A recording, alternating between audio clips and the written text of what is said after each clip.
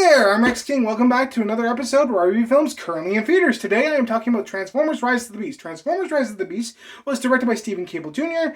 and is the latest addition to the Transformers franchise. This movie sees our Autobots in 1993. They've been on planet Earth for a few years now, apparently stuck here and no way of getting home, until a beacon of light shoots up into the sky that will lead them to a transwarp thingamajig that will hopefully lead them home. However, there is a group of villains led by Scourge, played by Peter Dinklage, who are also after the transwarp thingamajig, so they can bring Unicron, a planet-devouring monster, to our galaxy and probably eat Earth. So, the Transformers movies at this point have either been cheesy good time or what in God's name were you thinking? Luckily, this movie falls into the cheesy good time category. The plot is very simple. We have our good guys, we have our bad guys. We have a MacGuffin. They fight over a MacGuffin, and everything is good. So, yeah, this is a basic plot. One that doesn't lend itself to any terribly great thinking, but it is a cheesy good time. It's over the top, really fun, and when we're focusing on the Transformers doing what the Transformers do, the film is really good. You already know my main complaint, don't you? That's right, we focus on human characters. For some reason. Whenever the Transformers movies do this, I don't understand it, because, while the Transformers are established characters, I get that you want to have human characters to add a human element, but you could make them side characters. Why do you keep making them the main focus of the movie? It doesn't make any sense and is unnecessary. Another problem is, well, as I said, this film's called Rise of the Beast. The Beasts in this film are the Maximals. In case you don't know who those are the main characters of the Transformers Beast Wars franchise. And that franchise is really cool, really fun, really interesting. Yeah, in the movie they don't do very much. They get introduced, two of them play a major role, and that's it. They don't do anything else, and they really don't make much of an impact until the last third of the movie. Why is this movie called Transformers Rise of the Beast again? So, yeah, with all that said though, like I said earlier, when it's doing what we want the film to do, have robots fight other robots, it's a fun time, and I really don't mind most of these complaints I had because the majority of the movie is that. The characters aren't terrible in this film. Our human characters are Noah and Dominique, played by Anthony Ramos and Dominique Fishback, respectively, and they are fine.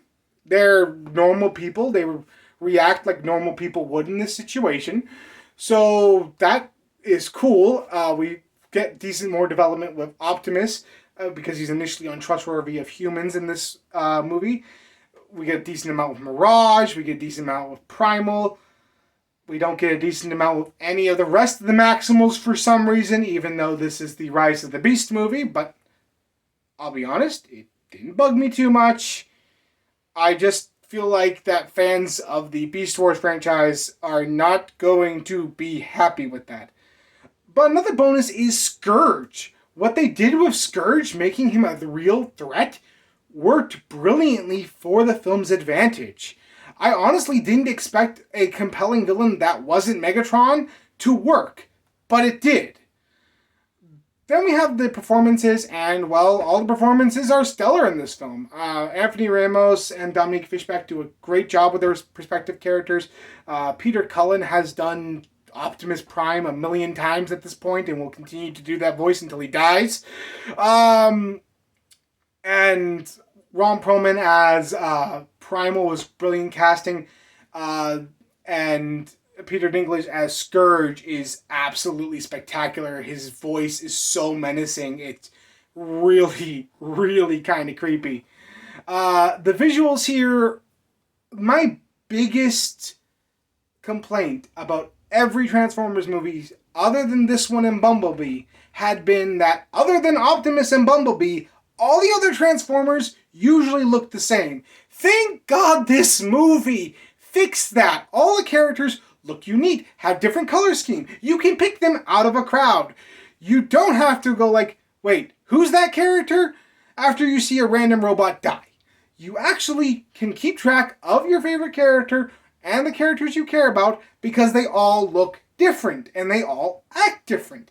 That is really well done. I cannot stress this enough. I am so happy to see that. The music is over-the-top cheesiness. But it works because this film is cheesy. Really cheesy. And as I said earlier, this is good cheesiness. Most of the Transformers movies are bad because they take themselves way too seriously. And they don't realize what this franchise is. It's cheesy, it's dumb, it's ridiculous. And I really enjoy that this film knew what it was, knew who its audience was, and tried its hardest to be as over the top as possible. Now, sometimes it did get a little ridiculous. Most of the time, I thought it was fun. So at the end of the day, I'm going to give Transformers Rise of the Beast a 6 out of 10. I really enjoyed this film. I really enjoyed the looks of the characters. I really enjoyed the little character bits that we got when we were focusing on the Autobots and the Transformers as a whole.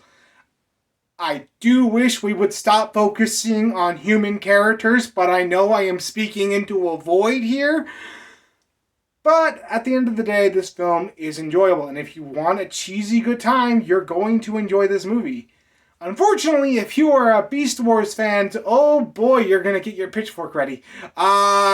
This film will not please you because though it's called Rise of the Beasts, the Beast Wars characters do not make the biggest impact that they possibly could. Anyway, that's all I thought about Transformers Rise of the Beast. What did you think about it? Let me know in the comments below. And if you like this video, like, comment, and subscribe. And I will see you next time.